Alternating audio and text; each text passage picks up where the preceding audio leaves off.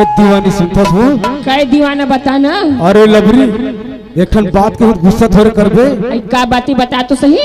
मैं जब भी तरियाना है जाता हूँ सड़क हन जानता हाँ तोर गरीली गुजर के ऐसे तो ते मला आंखें मारत रही था गोटी मारत रही था अच्छा बात रे लबरी पगला हे पगली जब भी मैं तोर पारा के तरिया में नहाएला जाथू ना हाँ। बोला देखथस त इशारा करथस और जैसे शिकारी उड़ती चिड़ैया अपन पिंजरा में फंसोएला धरती ना वैसने ढंग ले मोला फंसनस पगला। हे लबरी काय लफड़ा सुनना सुना ना आओ सुनथन संगवार है गीत अक्सर टीवी दूरदर्शन में देखते हो गीत ला बीच रास्ता में मोला तगा डरे संगी मोर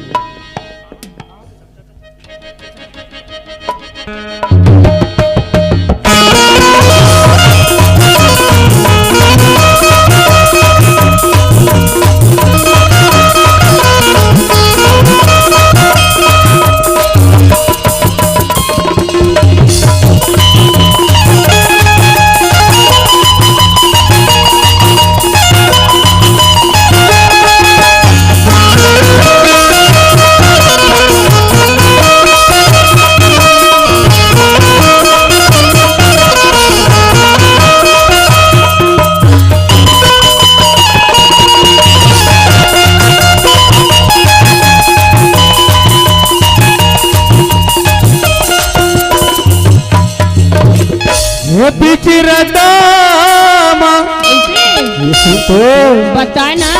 अरे लबड़ी तोर गाँव में है तैसे अटिया झन कैसे मैं समझ गया।